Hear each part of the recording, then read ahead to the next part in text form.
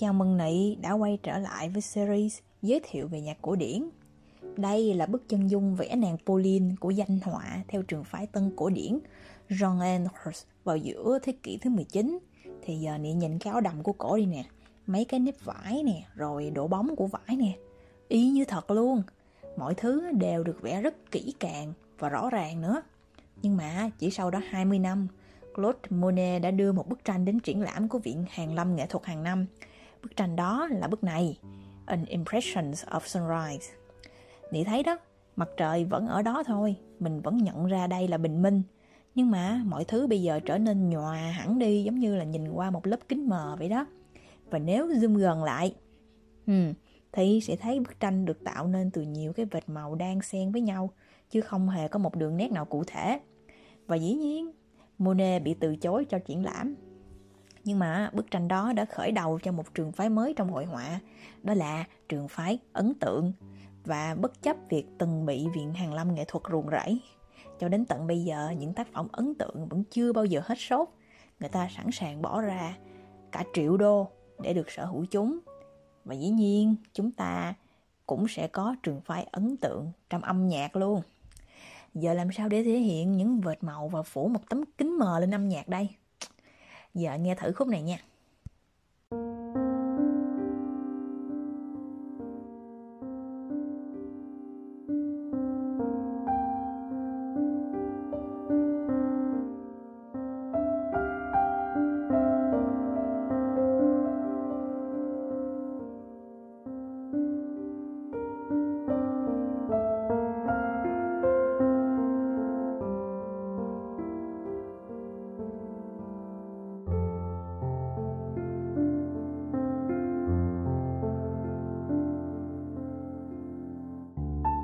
Đây là bản Reverie của nhà soạn nhạc Claude Debussy.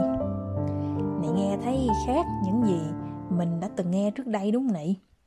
Trước giờ dòng nhạc cổ điển mà mình biết á, dù được sáng tác bởi nhiều nhạc sĩ từ nhiều quốc gia khác nhau, nhưng mà nó đều dựa trên một khuôn khổ của âm nhạc Đức mà người mở đầu chính là Bach. Còn trường phái ấn tượng thì lại bắt nguồn từ Pháp. Giờ để rõ ý này mình sẽ so sánh thử hai cái trường phái này nha. Đầu tiên á, cái style Đức á, thì thường á, nó sẽ sáng tác những cái tác phẩm hoành tráng như giao hưởng hay concerto nè. Trong khi đó, những người Pháp với đặc tính dân tộc của họ lại thích những tác phẩm ngắn dựa theo những bài thơ. Điểm khác biệt tiếp theo á, là về chuyển động.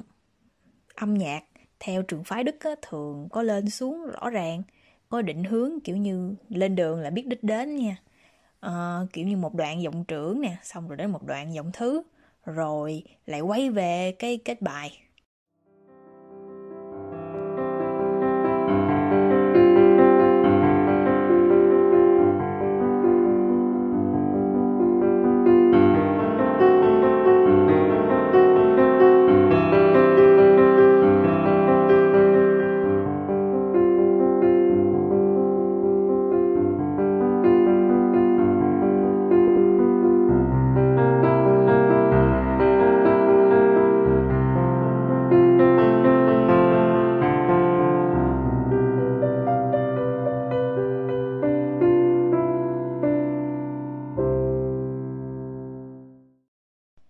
Còn á, trường phái ấn tượng thì chỉ là những giai điệu trôi nhẹ nhàng, không có điểm dừng.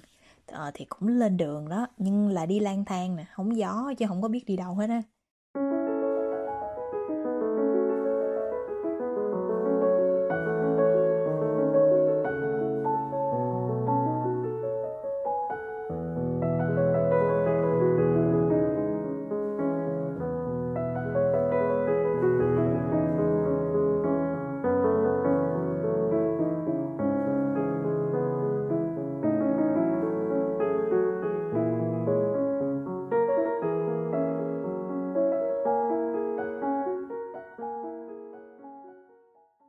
Điểm tiếp theo thể hiện sự phiêu bồng của âm nhạc ấn tượng là ở cái cảm giác mang lại cho người nghe.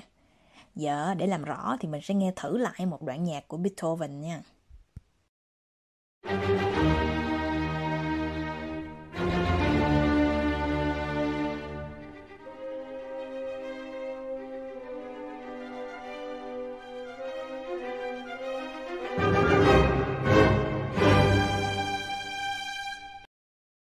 Và giờ là một trích đoạn ngắn trong bản Clair de Lune của Debussy.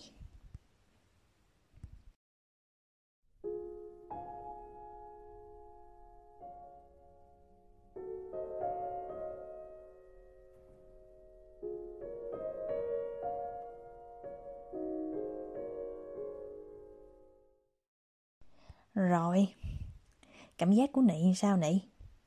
Bản nào làm Nị thấy căng thẳng? Bản nào làm Nị thấy thư giãn? Câu trả lời rõ ràng rồi ha, không cần phải nói lại luôn á. Thì vì sao á mình lại có cảm giác đó? Đầu tiên á là do nhạc của Debussy. Nếu mà Nị tinh ý á, thì sẽ thấy nó không có cái phách mạnh đầu nhịp. Mọi thứ cứ trôi đều đều vậy đó. Và điểm thứ hai á, là về cái hướng đi của âm nhạc. Giờ cô sẽ giải thích đơn giản chỗ này cho Nị hiểu nha. Cái này hơi lạ. Nhưng mà giờ cô sẽ hướng dẫn cho Nị thở. Khoan thắc mắc là tại sao trong cái series nhạc cổ điển lại có cái vụ thở này nha. Nị cứ làm theo đã. Giờ Nị hít sâu vào một hơi cho cô nha. Đừng có thở ra. Rồi, hít thêm một hơi nữa. Thêm một hơi nữa. Đừng thở ra. Giữ đó. Rồi, giờ từ từ thở ra nha. Thở ra, thở ra. Rồi. Lúc hít vô cảm giác của Nị sao Nị? Có phải là thấy căng thẳng nè, nhịp tim nhanh hơn? Còn lúc thở ra thì có phải là mình thấy kiểu như giải tỏa áp lực không? Giờ mình nghe loại đạn nhạc của Beethoven nha. Đó, hít vô nè.